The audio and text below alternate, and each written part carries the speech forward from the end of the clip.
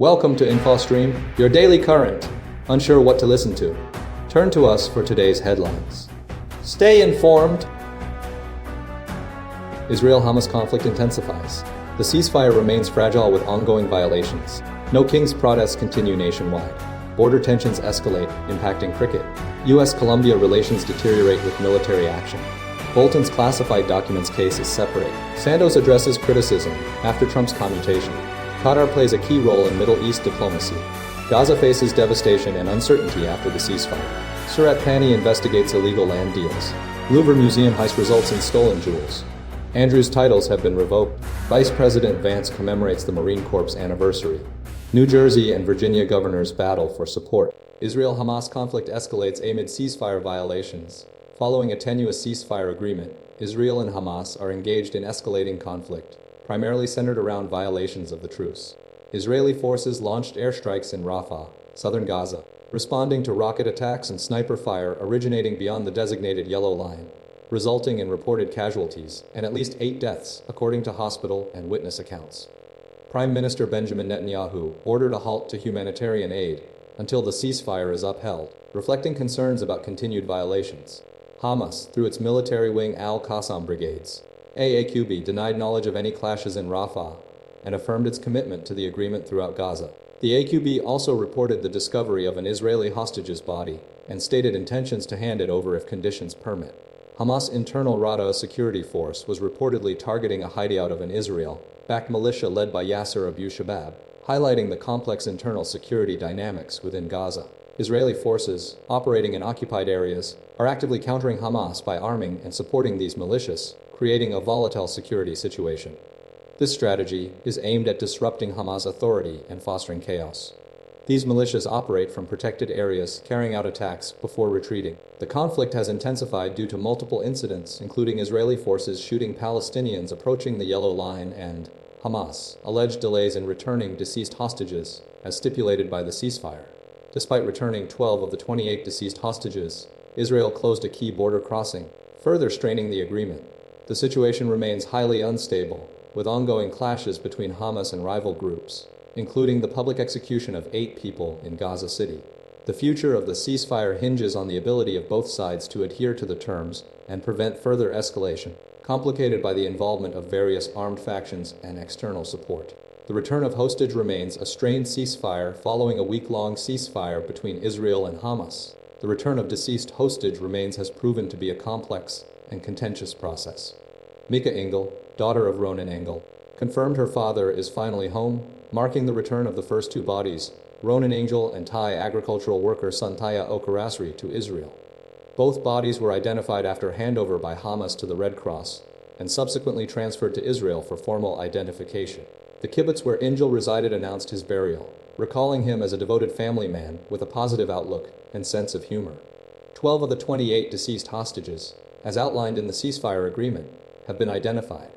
Hamas asserts it has exhausted its ability to access and retrieve all remains, citing extensive rubble and the need for specialized equipment. Israeli intelligence suggests Hamas possesses knowledge of the locations of some missing bodies, fueling accusations that Hamas is using the remains as leverage. Prime Minister Benjamin Netanyahu has stated the war's end hinges on the complete return of all hostages and the disarmament of Hamas.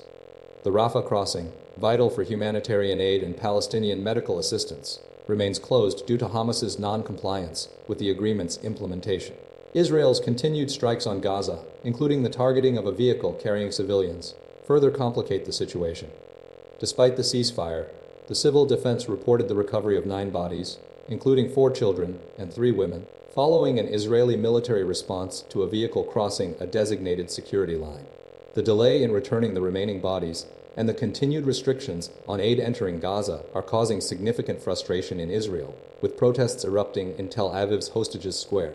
Hamas continues to accuse Israel of violating the ceasefire terms, while Netanyahu emphasizes the need for full compliance before the war can conclude. The future of the Rafah crossing and the ultimate resolution of the hostage situation remain uncertain, deeply intertwined with the ongoing complexities of the conflict. The U.S. has expressed concern over the delayed returns and the potential for further breaches of the agreement.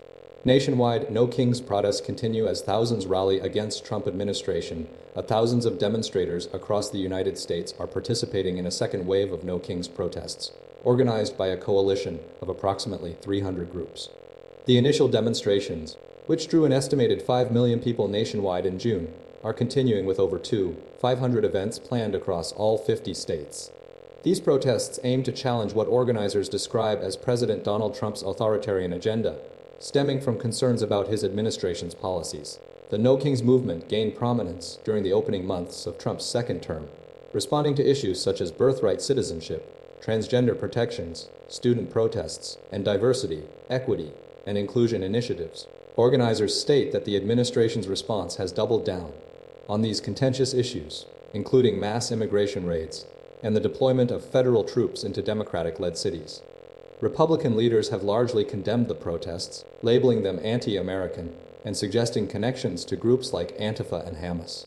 House Speaker Mike Johnson falsely alleged that the rallies contributed to the ongoing government shutdown. Senator Roger Marshall warned of professional protesters and agitators, while Speaker Mike Johnson suggested participants would be pro-Hamas and Antifa people.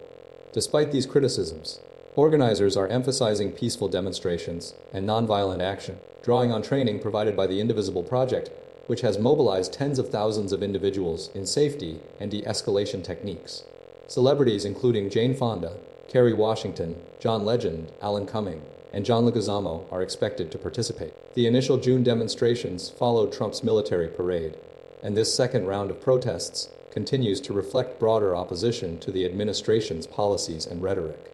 The core focus remains on challenging the perceived authoritarian tendencies of the Trump administration and its policies. The situation remains tense with heightened security measures and ongoing concerns about potential unrest, although organizers maintain their commitment to peaceful protest. Escalating border tensions lead to ceasefire and cricket series Withdrawal. Recent developments along the Afghanistan-Pakistan border have resulted in a fragile ceasefire following days of deadly clashes and the abrupt withdrawal of Afghanistan from a major cricket series. Initial reports indicated that the Taliban accused Pakistan of conducting attacks on Kabul, fueled by rumors of a targeted strike against Pakistan Taliban leader Noor Wali Massoud. In response, Afghan forces engaged in firing at Pakistani border posts, prompting Pakistan's retaliatory actions, including drone strikes. These escalating hostilities resulted in a significant loss of life, with the UN assistance mission in Afghanistan reporting at least 36 Afghan civilians killed and hundreds more wounded. Adding to the crisis, the Afghanistan Cricket Board, ACB, announced its withdrawal from the November Tri-Nation T20 series following a Pakistan airstrike that tragically killed 3 local players, Kabir Aga, Sibatullah, and Haroon, during a dinner after a match in Paktika province. Pakistan asserted that the strike targeted militants and confirmed at least 70 combatants were killed.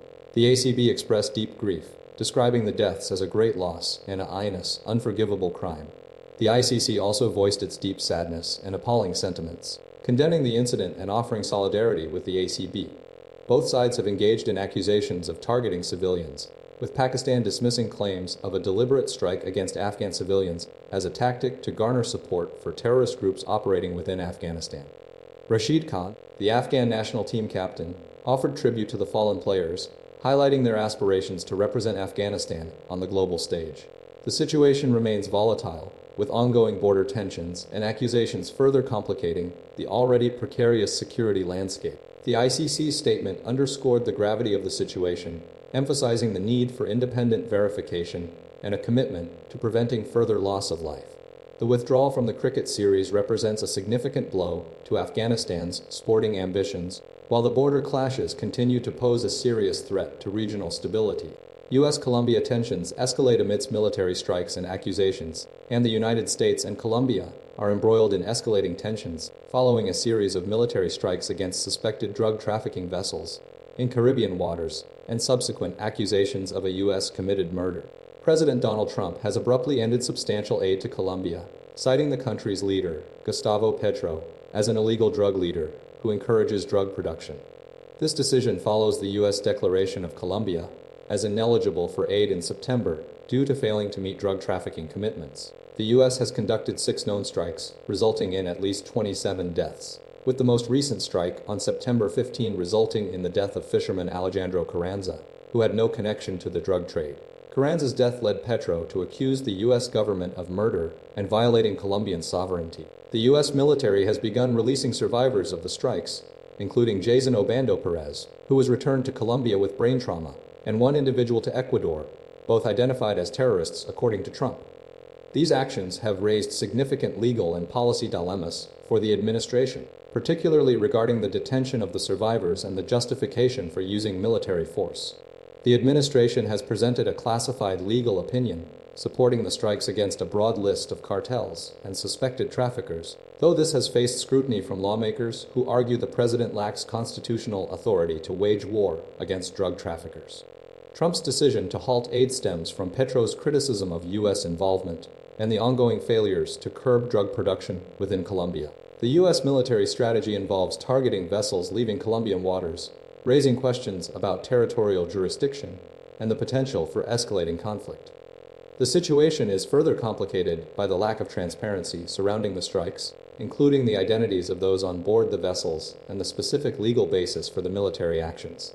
The U.S. continues to assert its role in combating drug trafficking, while Colombia demands an explanation for the alleged murder of Carranza and the violation of its sovereignty. The ongoing exchanges highlight a deep-seated mistrust and a volatile situation with potentially far-reaching consequences for both nations.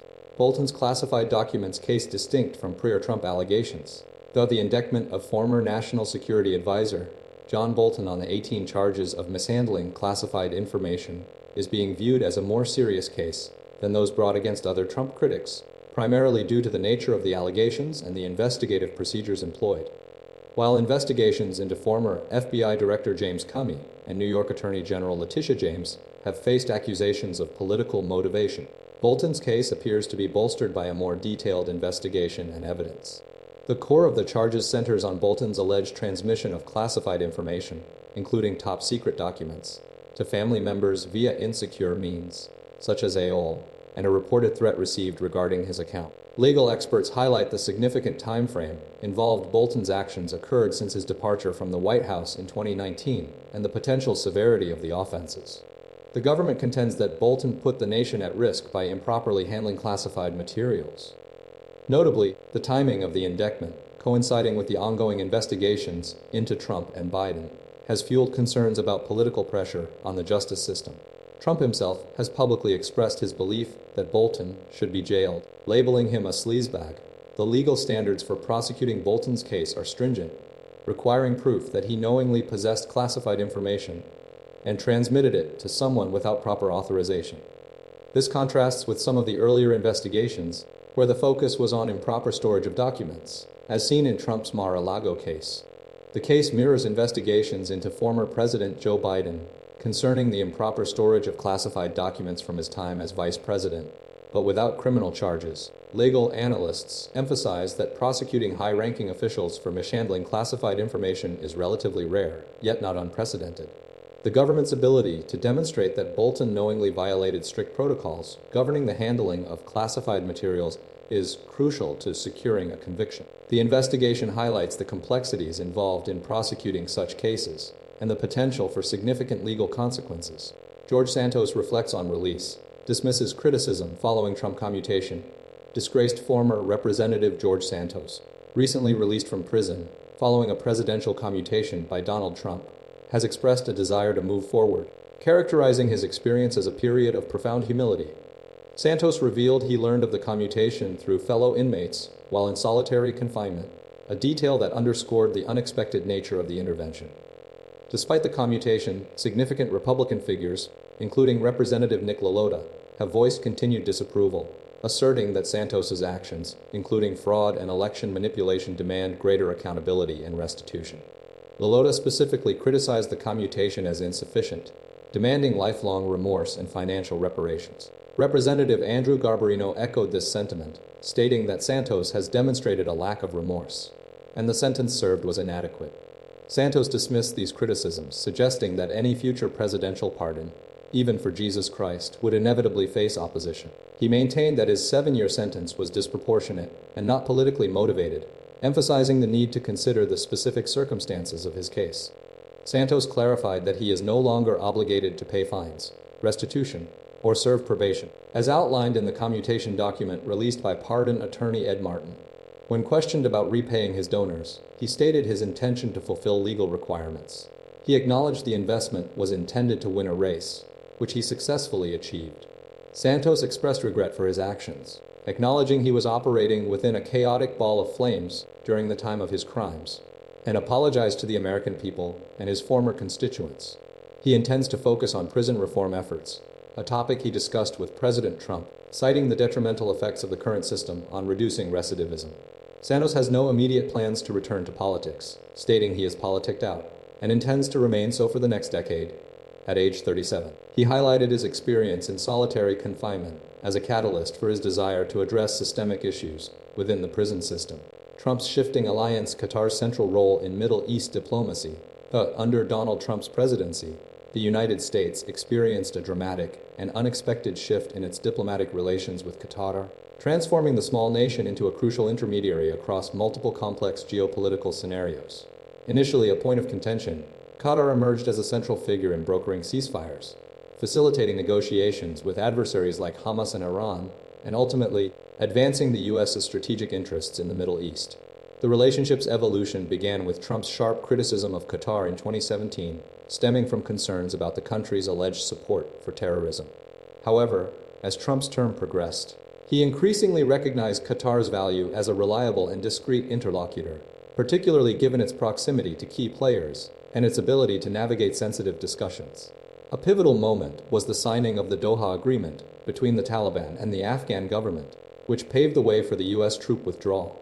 Qatar facilitated these talks, demonstrating its willingness to engage directly with the Taliban, a move that was initially met with skepticism. The relationship's resurgence was most visibly demonstrated during the recent Gaza negotiations. When initial efforts to secure a ceasefire through other channels failed, the Trump administration turned back to Qatar, leveraging its established relationship with Hamas to facilitate the hostage release and subsequent ceasefire agreement. Throughout this period, Trump cultivated a personal rapport with Qatari Emir Tamim bin Hamad Al Thani, recognizing the value of direct communication and mutual trust. This shift was further underscored by the administration's willingness to utilize Qatar as a conduit for dialogue with Iran, despite previous disagreements. Qatar's role extended beyond specific conflicts. It served as a vital link in broader diplomatic efforts, including those related to the Democratic Republic of Congo, Venezuela, and Colombia. The administration utilized Qatar to address a range of complex issues, highlighting the nation's strategic importance. The administration's reliance on Qatar was not without its challenges, as evidenced by the initial diplomatic crisis, and the ongoing need to manage the relationship with key allies who expressed concerns about Qatar's growing influence. However, the administration's ultimate decision to prioritize Qatar's strategic value cemented the nation's position as a central player in U.S. Middle East diplomacy. Gaza grapples with devastation and uncertain future following ceasefire. Following a 2-year conflict, Gaza faces immense challenges as a fragile ceasefire takes hold, marked by both cautious optimism and deep-seated uncertainties. The immediate aftermath reveals widespread destruction, with nearly 70,000 people confirmed dead and an estimated 10,000 buried under rubble, highlighting the scale of the humanitarian crisis.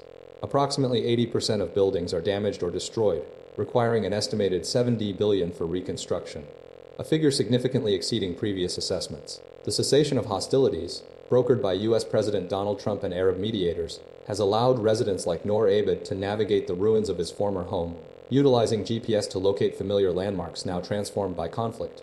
However, the rebuilding effort is hampered by persistent obstacles, limited aid access, complex security concerns, and the breakdown of infrastructure including water systems and arable land.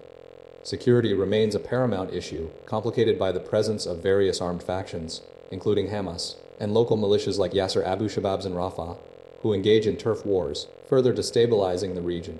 Hamas's actions, such as executing 8 men on the streets of Gaza City, underscore the ongoing tensions and the group's attempts to reassert control. Despite the ceasefire, the future remains unclear. The proposed 20-point reconstruction plan, backed by international actors, calls for a technocratic administrative body to govern Gaza, but its implementation is contingent on several factors, including the disarmament of armed groups and the establishment of an international security force. The flow of humanitarian aid, currently limited to 600 trucks per day, is insufficient to meet the needs of Gaza's population, which relies heavily on assistance. Food prices have skyrocketed, and access to basic necessities is severely constrained. The conflict has displaced nearly 2 million people, and many have lost their homes, livelihoods, and loved ones. The US president's involvement in brokering the ceasefire has been central to the process, but his subsequent comments regarding Hamas's intentions, including his suggestion that the group could have introduced further uncertainty. The potential involvement of international actors, such as former British Prime Minister Tony Blair, and the establishment of a security force are key elements of the plan, but their deployment and effectiveness remain to be seen. The situation is further complicated by the ongoing struggle for resources and power within Gaza, as various armed groups compete for control. The humanitarian needs of the population, coupled with the security challenges and the uncertain future of the reconstruction effort, paint a stark picture of a region grappling with immense devastation and a precarious path towards recovery. I saw my Gaza homeland rebuilt before, but this time's different. The article recounts the experiences of Aish Yunus, an 89-year-old Palestinian who has lived through multiple displacements and conflicts, primarily focusing on the 1948 war and the ongoing situation in Gaza. Born in the village of Barbara in 1934, Aish witnessed its destruction during the 1948 Arab-Israeli War, forcing his family to flee and eventually settling in the Gaza Strip. He describes the hardships endured, including living in tents, relying on meager resources, and rebuilding their lives repeatedly. Aish's family history is marked by resilience and adaptation.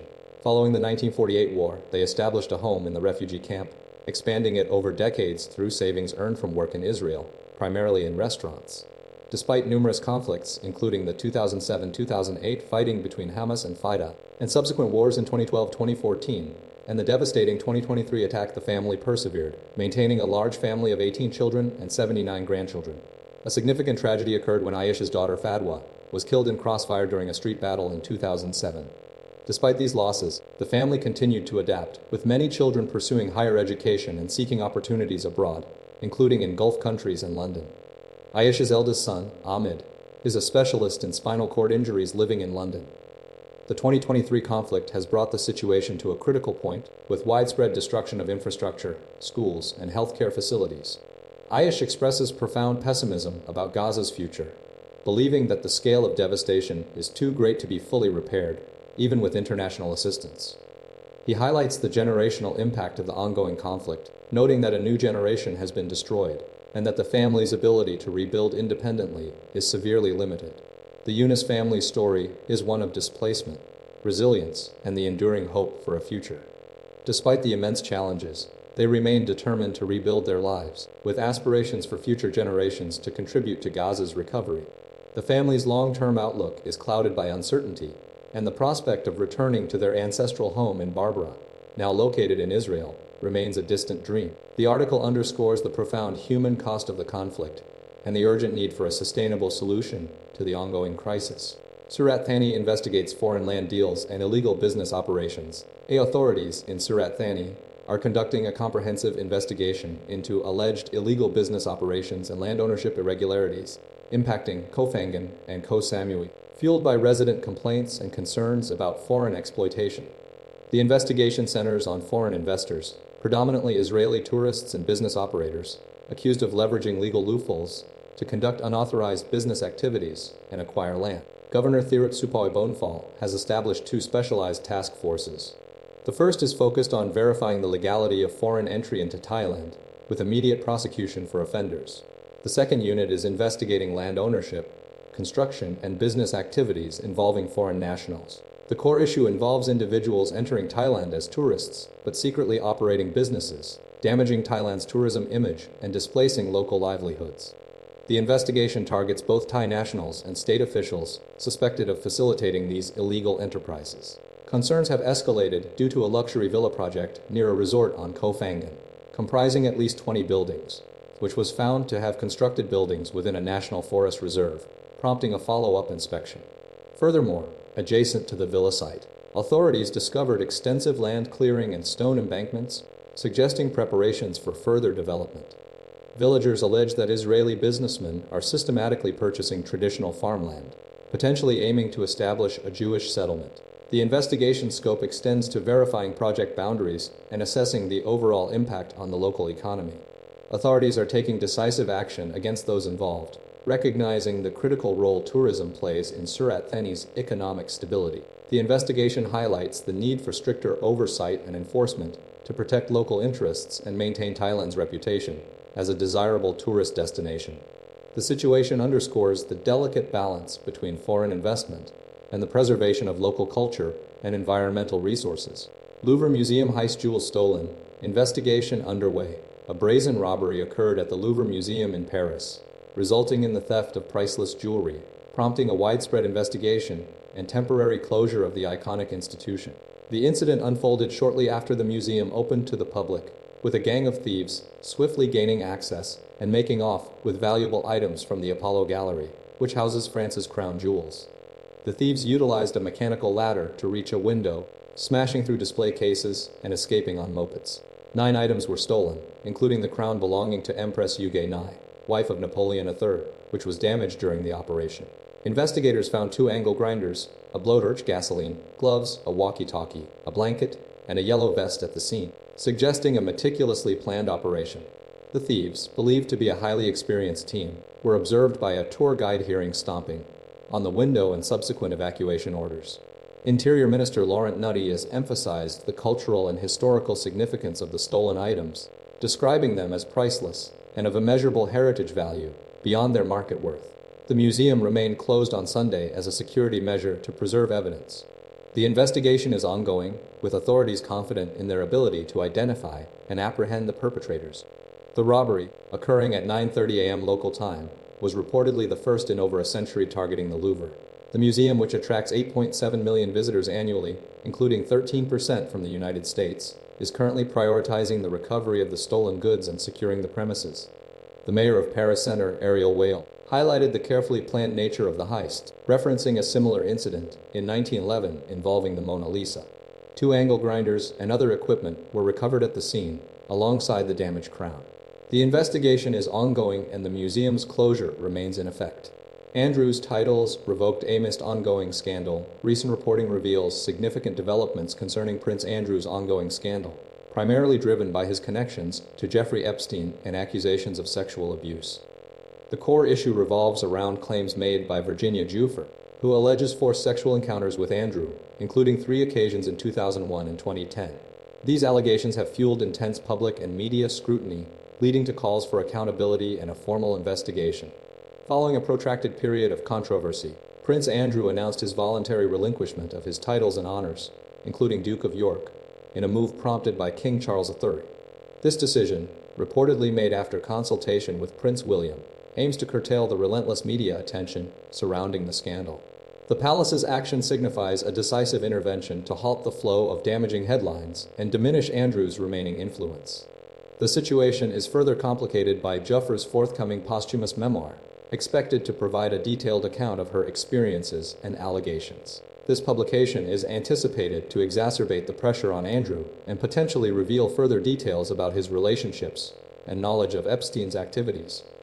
While Andrew's titles are revoked, the underlying questions regarding his involvement with Epstein remain unresolved. Despite his denial of wrongdoing, the accusations and the potential for further revelations continue to generate significant public and political concern.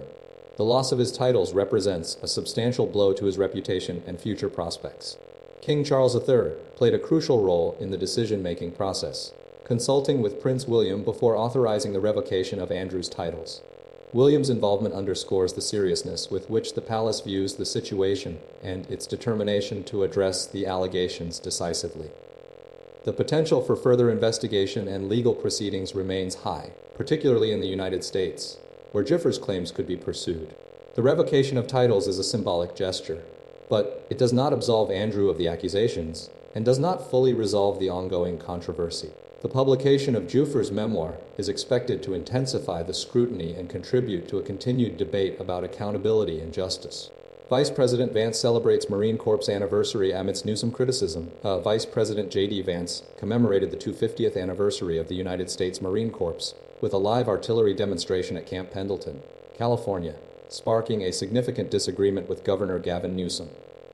The event, described as the largest in a decade across the continental United States, involved fighter jets, Navy vessels, and helicopters alongside the Taube howitzer firing live rounds. Newsom responded by closing a section of Interstate 5 to mitigate extreme life safety risk and distraction to drivers due to the unexpected explosions. Vance's office vehemently refuted Newsom's claims, asserting that the demonstration was established and safe practice and part of routine training at Camp Pendleton. Communications Director William Martin criticized Newsom's actions, stating that if the governor opposed these exercises, he could proceed without reservation, citing the importance of maintaining a deadliest and most lethal fighting force. Vance, the first Marine to serve as vice president, emphasized his 4 years of service in the Marines, including a 2005 tour in Iraq as a combat correspondent. He highlighted the Trump administration's efforts to combat woke aspects within the military, focusing on the importance of our common purpose and mission, and the unifying element of Marine Corps identity. Secretary of Defense Pete Hegseth echoed this sentiment, stressing that the strength of the Marines lay in their unity of purpose, rather than diversity. The event also included a message from President Donald Trump, acknowledging the ongoing government shutdown and placing blame on Senate Minority Leader Chuck Schumer. The Department of Defense continued to utilize unobligated research development, testing, and evaluation funds to pay troops despite the shutdown. The demonstration underscored the ongoing political tensions between the Trump and Biden administrations, particularly regarding military policy and diversity initiatives within the armed forces. The incident highlighted the differing priorities and approaches to national security. The event served as a significant moment in the Marine Corps' history, marked by both celebration and controversy. New Jersey and Virginia governor races a battle for momentum. The November races in New Jersey and Virginia are largely defined by the degree to which President Donald Trump's influence and his subsequent disapproval will shape the outcomes. 4 years prior, Republican candidates benefited from improved support among working-class minority voters. A dynamic reversed this year. Democrats, led by Mickey Sherrill in New Jersey and Abigail Spanberger in Virginia, currently hold a mid-single-digit advantage, largely due to a shift away from Trump's base, particularly in white-collar suburbs. Republican nominees Jack Ciattarelli and Winsome Earl Sears face significant uphill climbs, struggling to mobilize low-propensity voters and address growing discontent among suburban voters frustrated with the Trump administration's policies, including federal workforce cuts and contracting ranks. The Republican candidates' challenges are compounded by a diminished ability to connect with these voters, particularly in Fairfax County, Virginia, and Bergen County, New Jersey. Both states present competitive races, with Sherrill and Spanberger running on carefully crafted platforms, focusing on the cost of living and avoiding major missteps. However, Earl Sears and Ciattarelli are largely embracing Trump's rhetoric, attempting to capitalize on his base support. Republican strategists acknowledge the difficulties in overcoming Trump's disapproval rating, which stands at 55% in recent polls. Key factors influencing the races include the controversy surrounding Jay Jones, threatening text messages in Virginia, and widespread discontent with Governor Murphy's policies regarding electricity costs in New Jersey. Despite these local challenges, analysts believe Trump's influence remains a significant hurdle for the GOP. Democrats are attempting to regain ground with minority communities, but the trend of shifting support away from Trump is already evident, with Sherrill and Spanberger consistently holding majorities among white college graduates and a significant portion of minority voters. The races are characterized by a battle for momentum, with Democrats hoping to capitalize on Trump's diminished influence and Republicans attempting to maintain his support. Ultimately, the outcomes will hinge on whether Trump's supporters will show buyer's remorse and whether Democrats can effectively translate that sentiment into increased voter turnout.